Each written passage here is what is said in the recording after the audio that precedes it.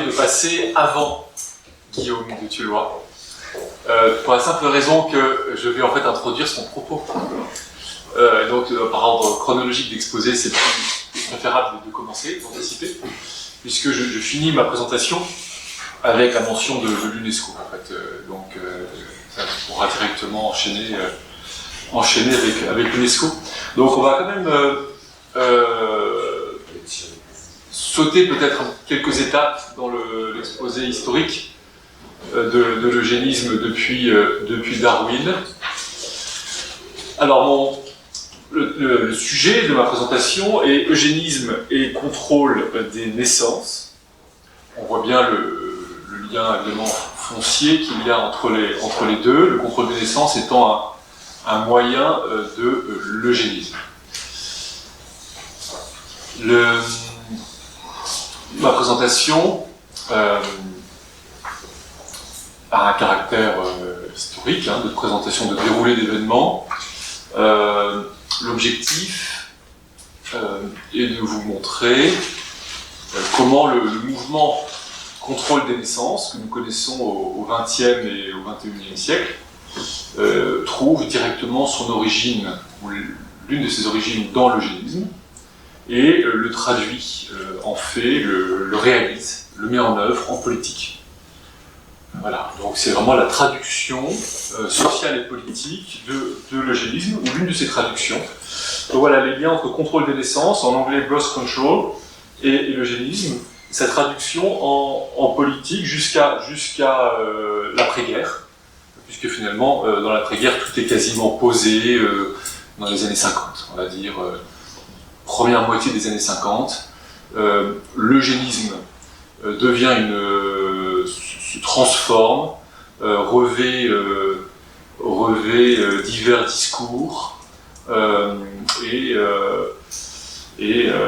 puis se traduit en politique publique internationale de contrôle des naissances, qui ensuite lui-même est spécifié, mis en œuvre dans les États, sous forme de promotion du contrôle des naissances, encore une fois, en particulier de la contraception.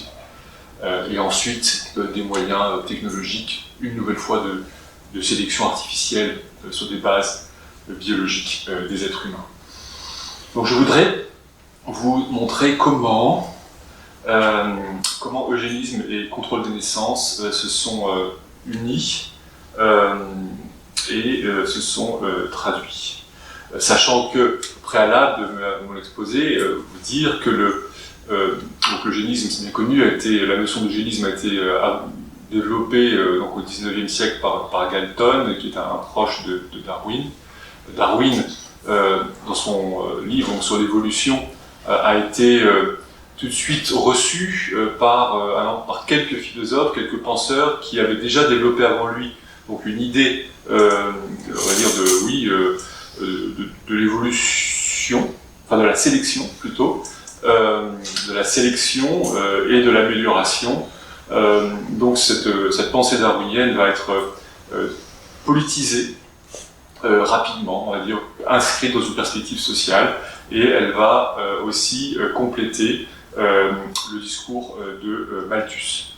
Voilà, donc il y a une complémentarité entre la pensée de Darwin et celle de Malthus, qui donc tend à traduire cette vision de l'homme, cette découverte de l'un des ressorts de l'humanité en politique publique. Voilà, l'idée, c'est que Malthus et Darwin donnent les clés de compréhension de la société, du destin humain, et qu'il faut, une fois qu'on a compris le mécanisme d'amélioration de la société humaine, de son fonctionnement, il faut nécessairement traduire cette compréhension en termes de politique publique.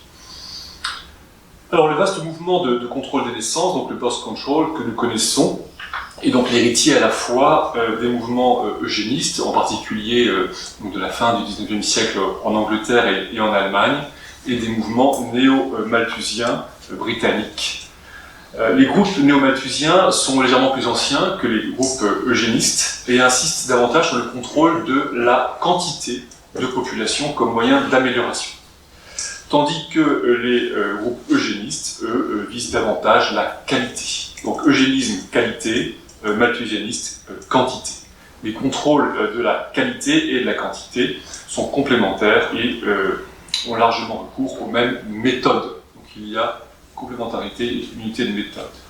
Les premiers militants néo-malthusiens sont différents des eugénistes, ensuite se recrutent davantage au sein de l'extrême gauche parmi les anarchistes et les promoteurs de la réforme sexuelle.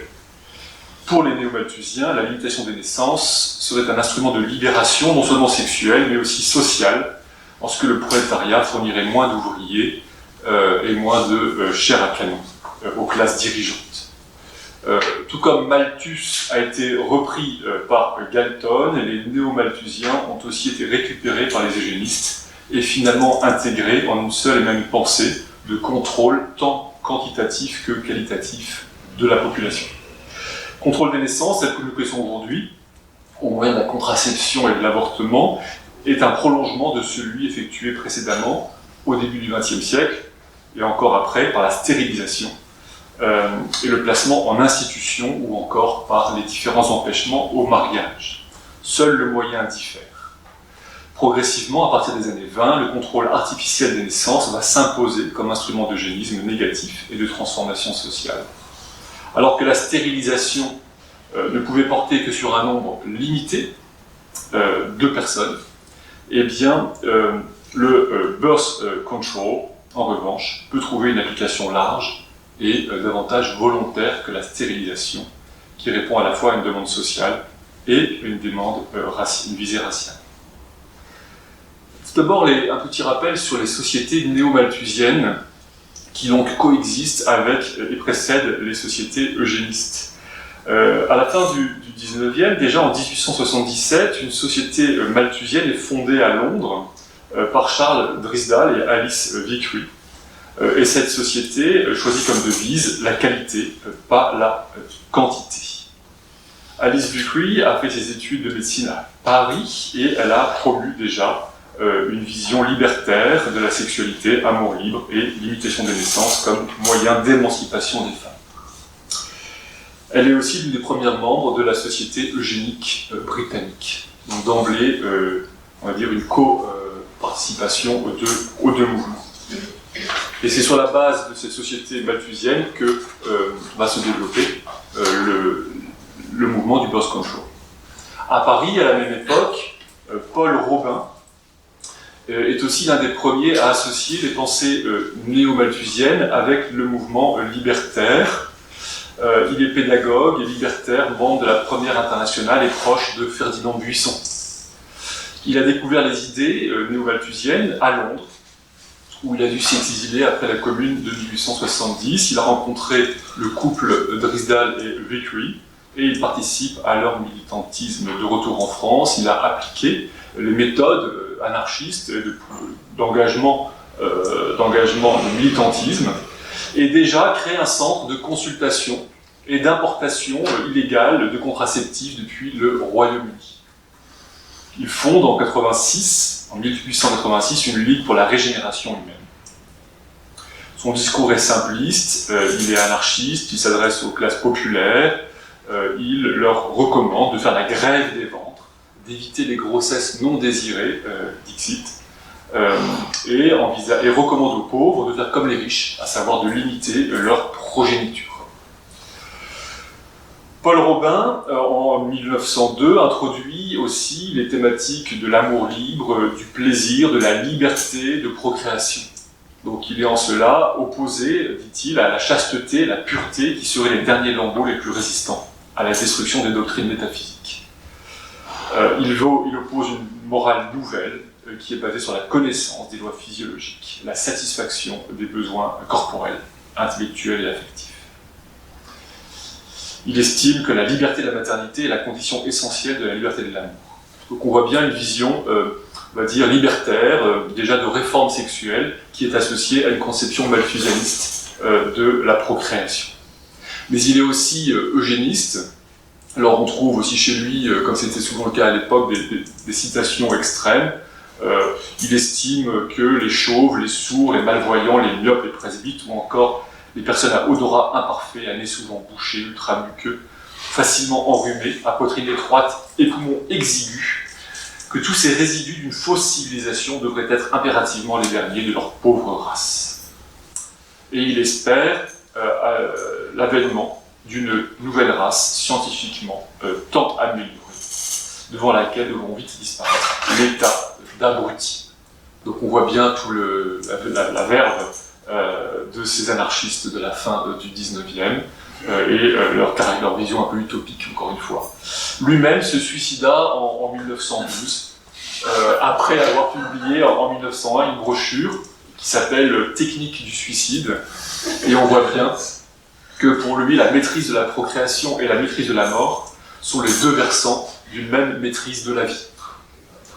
Voilà, donc on voit là dans ce terreau néo-malthusien et libertaire d'extrême gauche l'une des sources du mouvement du contrôle des naissances, du birth control.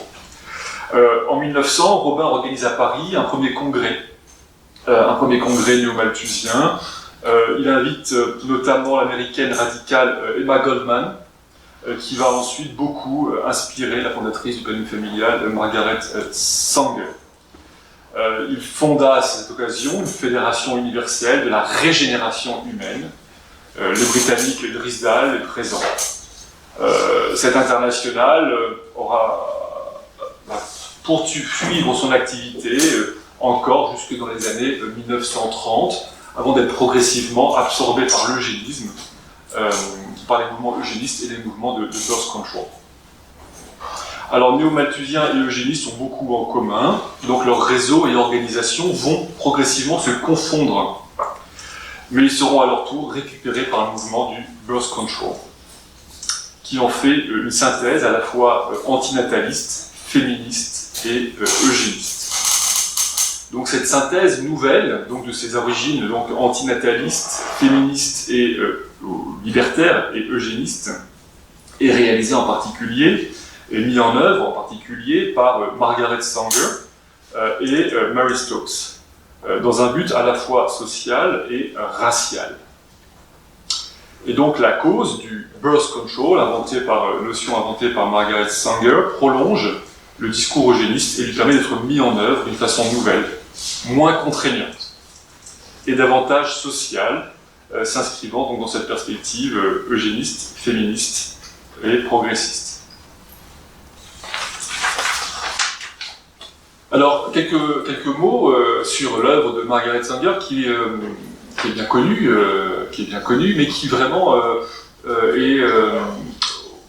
procède à la fusion des éléments constitutifs donc du birth control et transforme ces éléments en visée politique.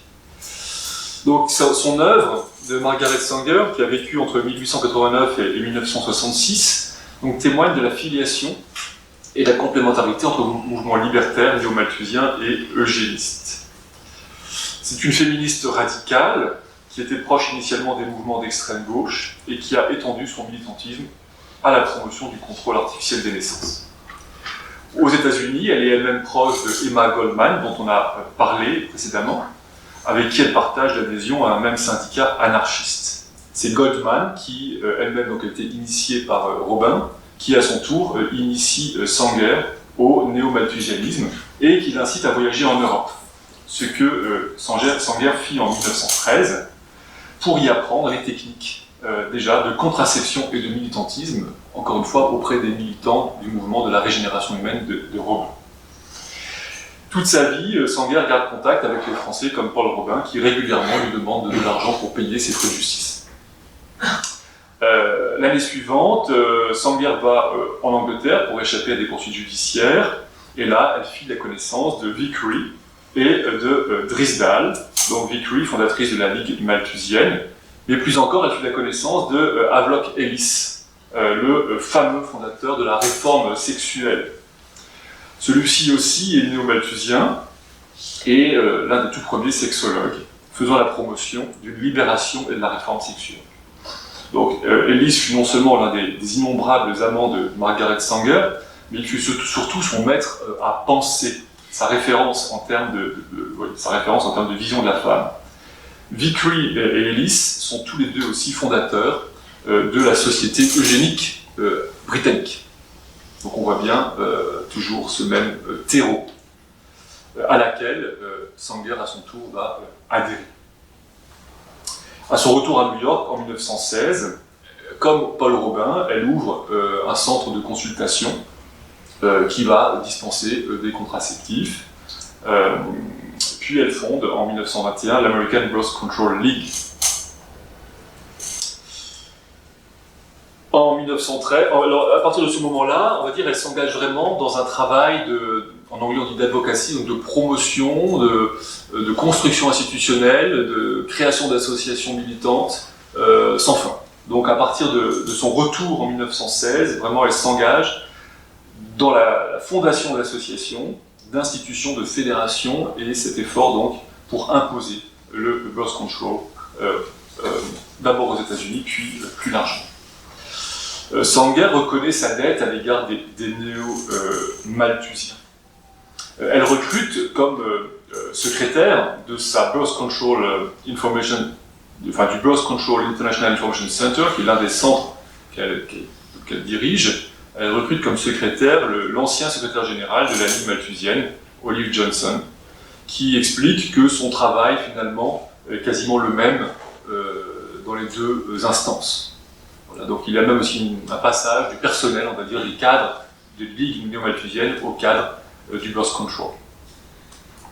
Et donc Margaret Sanger doit choisir un nom à donner à son mouvement, et donc avant de trouver le birth control, elle envisage d'appeler son mouvement soit déjà Ligue néo-malthusienne, c'est la première nom qu'elle pense donner, donc en filiation directe, ou alors maternité volontaire, génération constructive, limitation familiale.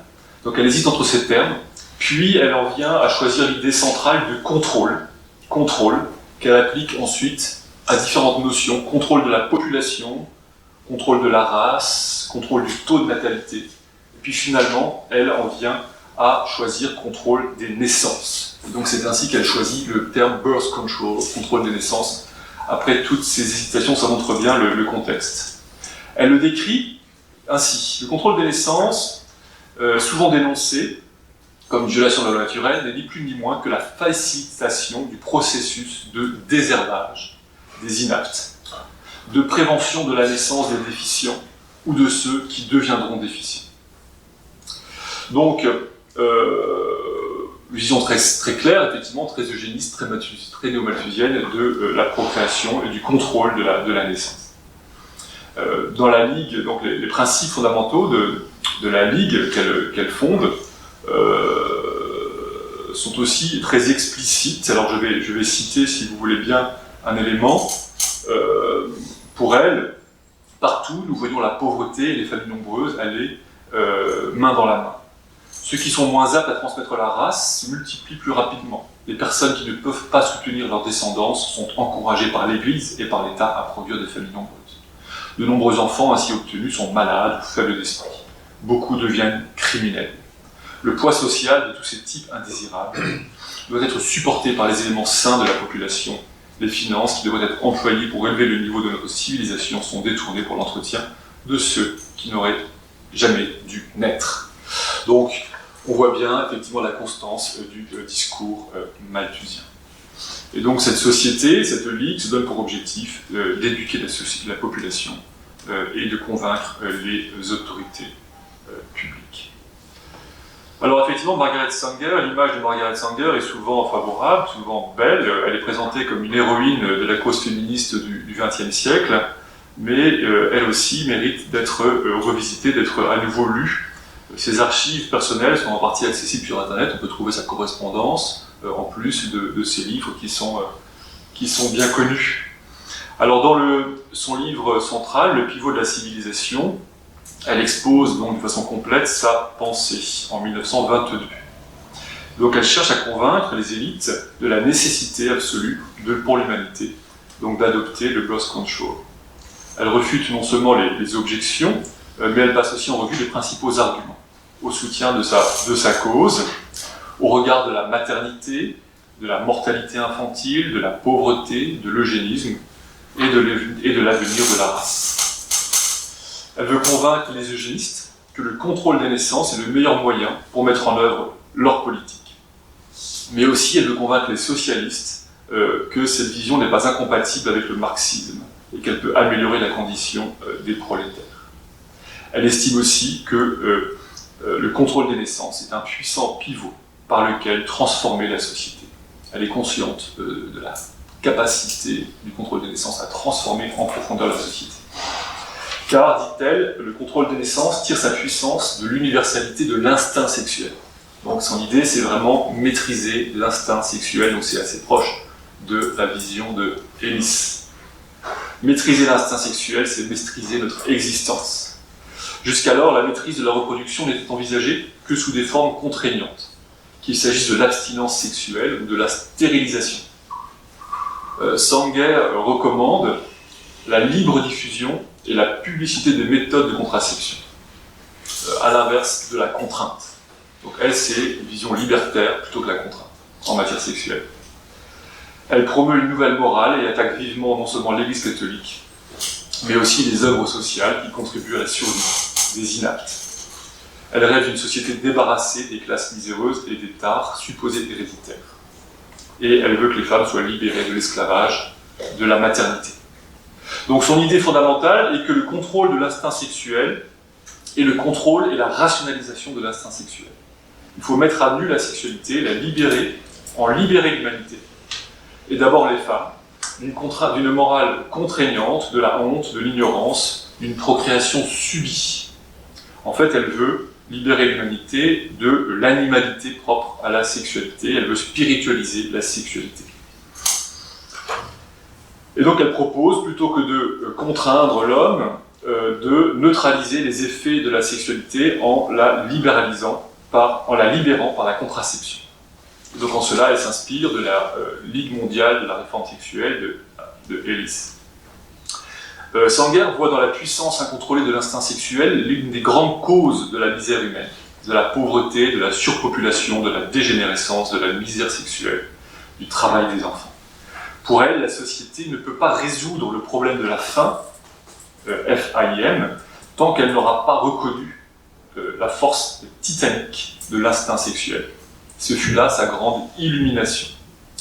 La prise de contrôle de l'instinct sexuel, de notre pouvoir reproductif est tout l'objet du birth control. Cette idée, donc Margaret Sanger, elle l'a déployée durant toute sa vie.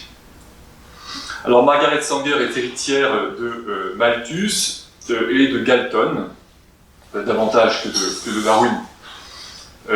Elle recherche une utilisation quantitative et une amélioration qualitative de la population. L'approche quantitative est néo-malthusienne, l'approche qualitative est eugéniste. Deux approches se rejoignent, avec l'idée que la pauvreté et la déficience héréditaire seraient liées, d'une part parce qu'elles s'engendreraient mutuellement, et aussi parce que les pauvres auraient une tendance à se reproduire plus rapidement que les personnes supérieures. En 1924, elle déclare dans un discours « Il y a deux raisons fondamentales à l'intérêt populaire et croissant en faveur du contrôle des naissances. La civilisation est fondée à deux problèmes graves, celui de la pression démographique sur l'approvisionnement alimentaire, donc Malthus, et celui de concilier l'humanisation, donc dans la conception sociale, avec l'amélioration de la race, donc eugénisme. Beaucoup croient que le contrôle des naissances est la clé pour ces deux problèmes. Donc, contrôle des naissances, réponse à Malthus et à l'eugénisme, et à Galton. Margaret Sanger est aussi, à la différence d'autres, opposée à l'eugénisme positif, parce qu'elle estime que le monde est déjà trop peuplé. Elle estime qu'avoir une famille nombreuse est immoral, car ce serait perpétuer les maux de la société. Pour elle, je cite, il faut les extirper jusqu'à la racine, et elle déclare que la chose la plus élémentaire, la plus clémente que la famille nombreuse fait à l'un de ses membres en bas âge est de le tuer. Donc Margaret Sanger, donc fondatrice du planning familial, donc effectivement a cette vision malthusienne, la chose la plus clémente pour une famille de tuer ses enfants. Voilà, donc c'est très explicite. Je pourrais multiplier les citations, c'est souvent un jeu et presque un amusement, mais effectivement ces textes regorgent de citations. Elle prend aussi position en faveur de, j'y viendrai, quant aux moyens, des moyens les plus extrêmes pour limiter la multiplication de ce qu'elle appelle les inaptes. Donc pour elle, je cite, le contrôle des naissances, le birth control, ouvre la voie à l'eugénisme et préserve son action. En libérant l'instinct reproductif de ses chaînes actuelles, le contrôle des naissances fera une meilleure race. Et elle expose que la propagande en sa faveur est le coin ouvrant la voie aux éducateurs eugénistes. Ce serait la meilleure méthode, la plus véritablement eugénique. Son adoption au sein du programme eugénique donnerait immédiatement un pouvoir concret réaliste à cette science. Alors, quant aux moyens, elle estime que les lois sociales ne permettent pas de régler le problème de l'élimination des faibles d'esprit. Donc là, on voit bien malthusianisme à certains égards, et surtout Galton. Les lois sociales, la charité publique ne permet pas de régler le problème. Il faut des moyens beaucoup plus forts, moins naturels, consistant, je cite, à prévenir la naissance de ceux qui transmettraient leur imbécilité à leur descendance. Il faut régler le problème à la source. Parmi ces méthodes, elle recommande la ségrégation des femmes et des filles faibles d'esprit pendant toutes leurs années de fécondité, dans des fermes dans lesquelles elles pourraient travailler. Mais elle estime que cette mesure ne résoudrait pas complètement le problème et déclare qu'il faut lui préférer une politique de stérilisation immédiate afin de s'assurer que la parentalité soit absolument interdite aux faibles d'esprit. Pour elle, c'est une mesure, je cite, urgente. Voilà, cette préconisation de la stérilisation contrainte est fréquente dans les écrits de Sanger. Elle recommande aussi l'instauration d'un permis de parentalité, valable pour un seul enfant. Voilà, il faut que j'avance. Donc, Sanger, effectivement, est à la fois libertaire, mais n'est pas du tout libérale. Elle est libertaire, mais pas du tout libérale, elle est pour la contrainte, dans l'empêchement de procréer, et pour la liberté sexuelle complète, de l'autre côté, les deux finalement se révélant complémentaires. Alors Sanger, après avoir fondé ces mouvements nationaux aux États-Unis, a déployé une grande activité internationale pour étendre au monde entier sa vision. Et au point de parvenir, après la Seconde Guerre mondiale, à introduire sa vision, à introduire le mouvement du planning familial au sein de la politique tout à fait officielle des Nations Unies. Un événement majeur est pour elle l'organisation d'une conférence, de différentes conférences en Europe et aux États-Unis, notamment une conférence en 1925, néo-malthusienne sur le contrôle des naissances, auquel participe l'élite de l'eugénisme mondial, le français Vacher de la Pouge, l'américain Loughlin, qui représente le mouvement eugéniste américain. Mais plus encore, c'est son congrès organisé à Genève, à la Société des Nations en 1927. Donc dès 1927, elle arrive à inscrire son militantisme donc, dans un cadre officiel à la Société des Nations, donc ancêtre de l'ONU, à Genève, où elle parvient, avec l'aide de Julian Huxley, qui est le petit-fils de l'éditeur de Darwin, elle parvient à rassembler 300 experts en biologie, en statistique, en sociologie, à Genève. Et grâce à l'aide de Huxley et au financement de la fondation Rockefeller, elle rassemble des personnes comme donc Huxley, Haldane, Davenport, on retrouve Drysdale, donc toute l'élite du mouvement eugéniste et des mouvements néo-malthusiens, à la fois de droite et de gauche. Mais elle invite aussi, donc en 1927, les Allemands Bohr et Fischer, qui sont eux des héritiers de la filière allemande de l'eugénisme, de Haeckel, de l'hygiène raciale. Donc c'est la branche allemande, donc elle rassemble la branche britannique de souche, on va dire, le néo-malthusianisme. Elle rassemble les cousins américains, donc par la présence de Davenport, notamment. Elle rassemble aussi des eugénistes de gauche, des biologistes de gauche comme Haldane, et puis des personnes qui deviendront engagées dans le régime nazi, comme Fischer et Bohr. Mais il y a aussi H.G. Wells qui est présent, mais aussi, ainsi que Keynes, qui sont présents à ce grand rassemblement. Donc là, on assiste vraiment à la fondation, en 1927, des bases du grand mouvement international de contrôle des naissances. Donc on voit cette fondation initiée par Sanger, réalisée en fait grâce à l'intelligence de Huxley et à l'argent de Rockefeller, et qui rassemble donc toutes ces personnalités à la Société des Nations. Est alors fondée l'Union internationale pour l'étude scientifique des problèmes de population à l'occasion de ce congrès, donc UIESP, qui ensuite donc va organiser d'autres congrès, notamment le congrès à Berlin en 1935. Donc 35, c'est après 33. C'est après les lois de 33. Donc congrès à Berlin en 35 et encore congrès à Paris en 37. Donc cette union internationale existe encore à ce jour et il est domicilié à l'INED, en France, à Paris. Donc la complémentarité entre contrôle des naissances et eugénisme est perçue très tôt aussi par, bien sûr, les eugénistes eux-mêmes, qui acceptent finalement de se raccrocher à la dynamique de Margaret Sanger, avec une certaine tension, parce que Margaret Sanger est quand même issue des mouvements plutôt anarchistes, et donc elle a un militantisme très affiché, tandis que les eugénistes, eux, se présentent comme des hommes sérieux, comme des scientifiques. Et donc pour eux, Sanger est un trublion qui a beaucoup d'énergie, beaucoup d'idées, mais qu'il faut quand même garder un peu à l'écart, donc ils discutent sur des questions de personnalité, ils craignent que Sanger nuise à la réputation de l'eugénisme. Voilà. Alors qu'aujourd'hui c'est l'inverse, c'est l'eugénisme qui nuit à la réputation de Sanger. Voilà. Donc et donc on voit ces fondations, ces grands fondements de la politique actuelle. Alors 1935, donc le congrès à Berlin de cette même Union internationale, alors présidé par Eugen Fischer. Eugen Fischer est de l'Institut Kaiser-Wilhelm, l'un des deux instituts Kaiser-Wilhelm. Donc Fischer est totalement intégré dans le dispositif allemand de l'époque, de contrôle des naissances et contrôle qualitatif de la population.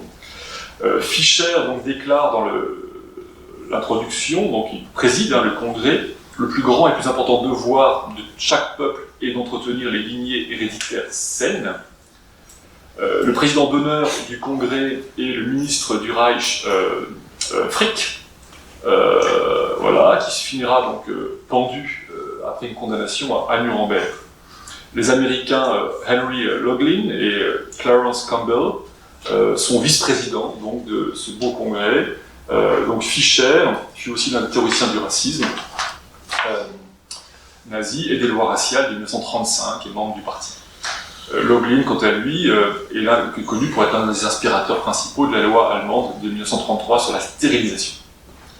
Donc ce congrès réunit des eugénistes, anthropologues, généticiens, démographes. Mary Stopes, fondatrice, on va dire, au Royaume-Uni, un peu comme Margaret Sanger, d'un mouvement important, d'une société importante pour le birth control, est aussi présente. Le juriste Falk Rüttke, qui est le concepteur aussi des lois allemandes sur la stérilisation, fait un long exposé pour expliquer les lois allemandes et montrer en quoi elles respectent parfaitement les standards scientifiques et politiques modernes de l'époque. Voilà, donc je pourrais aussi, le temps est trop limité, mais développer un peu ce congrès de 1935 qui est effectivement de Berlin très intéressant pour montrer toutes les compromissions, évidemment, qu'il y a eu à l'époque entre eugénistes américains, britanniques et allemands. Les liens sont extrêmement étroits parce que finalement l'eugénisme a toujours été une utopie et les utopistes rêvaient du jour où un chef visionnaire serait capable de mettre en œuvre leur vision en fait et de dépasser les considérations purement à dire charitables, faussement charitables. Et donc ils ont trouvé dans le régime allemand un régime qui a la force de mettre en œuvre leur vision. Alors certains ont estimé que le régime allemand allait trop loin, mais pas tous, qu'il n'était pas assez scientifique. Et dans l'ensemble, ce congrès de 1935 montre vraiment voilà, la compromission, c'est le moindre qu'on puisse dire, de ces différents mouvements, y compris le mouvement de Margaret Sanger, et plus encore, rappelons-nous que ce sont ces congrès qui sont fondateurs de la politique des Nations Unies actuelle, au plan historique, hein, en matière de contrôle des populations, contrôle démographique. Alors, après le congrès de 1935 à Berlin, congrès de 1937 à Paris. À Paris. Donc là, elle est présidée par le français Landry. Et il participe une nouvelle fois, donc, une délégation américaine, une délégation aussi allemande. Le docteur Ritter fait un exposé sur les tziganes d'Europe centrale, les qualifiant de genre humain, primitif, inapte au développement. De façon intéressante, il y aurait une recherche à faire. Un observateur français de l'époque écrit dans une revue qui s'appelle Race et racisme, du bulletin du groupement d'études et d'information d'avril 1938. Il écrit « Cela suffira à justifier scientifiquement l'élimination complète d'une population asociale, ce qui, traduit de l'allemand en langage clair, veut dire l'extermination pure et simple. Le procédé, toujours scientifique, sera la stérilisation des enfants tziganes. » Et donc, voilà, 1938, un Français, dans une revue, donc Race et racisme, très lucide, sur les conséquences de cet eugénisme, traduit en langage clair.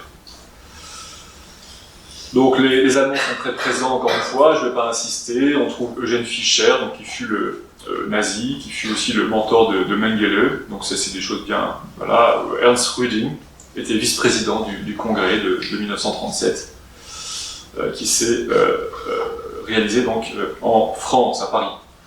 Donc avec un tel passif, évidemment, cette Union internationale pour l'étude scientifique des problèmes de population fut dissoute après-guerre et aussitôt refondée en 1947 par son même ancien président, le français Landry. En 1947, on refonde finalement l'Union avec la même personne.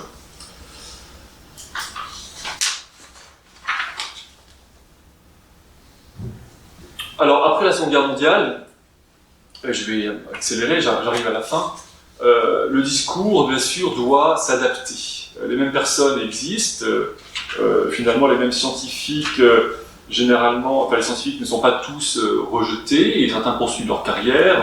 Les médecins allemands, seule une minorité des médecins a été condamnée, des scientifiques allemands poursuivent leur carrière en Allemagne ou aux États-Unis. Et comme j'ai dit, les principales fondations, institutions, passent à travers la condamnation de Nuremberg, qui reste très superficielle à l'égard de l'eugénisme. Les procès de Nuremberg ne disent pas grand-chose de l'eugénisme. Ils ont simplement condamné les expérimentations, ils ont condamné les avortements forcés, mais ils sont restés silencieux sur les stérilisations forcées. Et il n'y a pas de mention vraiment de l'eugénisme. Toutefois, le discours eugéniste va se renouveler, et il ne va plus agiter la peur de la dégénérescence. Donc dégénérescence, c'était la peur agitée précédemment, mais une nouvelle peur la remplace, celle de la surpopulation. Et donc on voit le discours, les motifs mis en avant, qui sont renouvelés. Voilà, on ne parle plus de dégénérescence de la race, mais on parle de surpopulation qui menace tout autant, finalement, à l'avenir de l'humanité qu'à la dégénérescence. Donc il y a toujours ce mécanisme d'agiter une peur. Il y a une peur, une menace sur l'humanité qui exige une réaction politique importante de contrôle des populations, de contrôle des naissances. Alors, on passe sous silence le côté qualitatif, mais on conserve le côté quantitatif du contrôle des naissances, après la Seconde Guerre mondiale.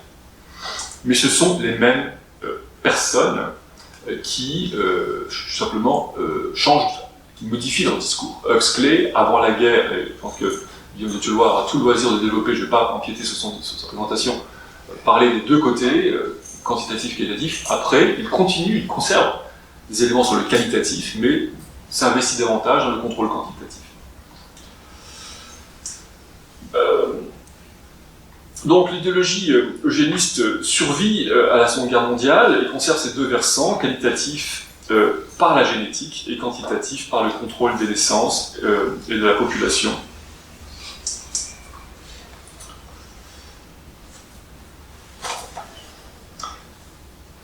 Et principalement donc par la mise en œuvre d'une politique démographique. Alors l'idée d'une menace de la surpopulation exige une politique démographique, de contrôle démographique, en particulier orientée à l'égard ou à l'encontre des populations les plus pauvres, les moins développées, qui menacent de submerger par la démographie l'élite plus développée qui est moins nombreuse. C'est ça l'idée fondamentale. Cette menace aussi de surpopulation a aussi l'avantage d'être mondiale et donc de pouvoir révéler une solidarité de l'humanité à une époque qui veut fonder l'universalité de la conscience humaine. Donc après la Seconde Guerre mondiale, l'idée qu'il y ait une menace globale, une menace universelle sur l'humanité, est aussi utile en ce que c'est un soutien à la mise en place d'une politique mondiale qui dépasse le cadre national. Cette politique démographique est donc alimentée par la peur de la surpopulation, de la famine, des conflits liés à l'accès aux ressources, et donc offre un nouveau principe universel dans la perspective du développement et de la paix. Ce principe d'union universelle est à la fois areligieux et apolitique. Il est purement matériel, scientifique. Et donc l'évolution, le monde, l'univers vont devenir des entités majusculaires dans le milieu évolutionniste. On va les appeler, les écrire avec une majuscule. On va les personnifier. Donc on voit aussi, par la question de la population, de la démographie, un mouvement vers les considérations de l'environnement. Voilà. La démographie met en danger l'environnement, mais souvenons-nous que l'écologie, la prise en compte de l'homme dans son environnement, c'est aussi partie de ce terreau idéologique, puisque la notion d'écologie, je crois que c'est Haeckel qui l'a inventé, qui l'a conçu. Haeckel, disciple proche de Darwin, et on va dire confrère du grand-père de Julian Huxley. Donc cette idée que l'homme est un animal dans un environnement, elle est effectivement cette idée de naturaliste, finalement. Donc, on conserve ce même terreau naturaliste. Il s'exprime différemment. Donc on observe, après la guerre, toute une série de changements d'appellation. Les associations, par exemple la Société eugéniste américaine devient la Société pour l'étude de la biologie sociale, la Société eugéniste britannique devient l'Institut Galton. Les revues aussi changent de nom, mais existent toujours aujourd'hui. Donc il y a simplement effectivement un renouvellement du discours et des appellations. Dès l'après-guerre, et là on voit les fruits du travail de 1927, de ce congrès, eh bien les Nations Unies adoptent la vision politique du contrôle démographique. Et donc dès octobre 1946, le Conseil économique et social des Nations Unies, donc l'ECOSOC, institue une commission de la population, donc dès 1946, qui a pour mission principale d'étudier, cite les problèmes de population. Donc on retrouve toujours cette idée de problème de population et l'interdépendance entre économie et démographie, mais plus encore, qui vise à identifier des mesures destinées à influencer, à influer sur l'importance numérique et sur la composition des populations, ainsi que sur les modifications que subissent l'une et l'autre. Donc on voit bien, traduit en termes onusiens, l'essentiel de la vision de 1927, de la vision du contrôle des populations, à la fois malthusien, eugéniste, mais dans un discours adouci. Les diplomates catholiques et soviétiques ne s'y trompent pas en 1946, ils dénoncent cette commission comme étant purement malthusienne. La même année, l'Union internationale pour l'étude des problèmes scientifiques est donc refondée, réactivée en 1947, comme je l'ai dit, avec son siège à l'INED. C'est toujours Adolphe Landry qui en assure la présidence. Landry avait participé en 1937 au congrès de Berlin, et là seulement la référence aux problèmes de population est supprimée. On ne parle plus simplement que de l'étude scientifique de la population. Alors, petite chose amusante, donc cette Union internationale donc, a son siège à l'INED, qui a lui-même récupéré son siège de la Fondation Carrel, je pense que le professeur d'art connaît bien l'histoire. Donc il y a toujours une petite filiation amusante. Voilà, les appellations changent, mais certaines choses restent. Voilà, alors même époque, et là je céderai la parole à à Guillaume Dieu-Tuelois, donc Julian Huxley, 46, nommé directeur général de l'UNESCO. Il a cette vision également utopique, prométhéenne, de refondation évolutionniste de l'humanité.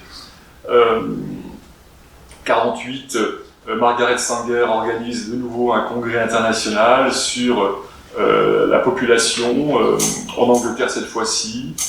Encore une fois, globalement les mêmes personnes, les mêmes financements par Rockefeller, et toujours fidèle à la rhétorique eugéniste. On annonce que l'on parlera donc à ce congrès, dans la fiche de présentation, de la stérilisation pour aider à réduire le nombre d'inadaptés désespérés, qui épuisent encore plus nos ressources, qui remplissent nos asiles et nos hôpitaux jusqu'au débordement.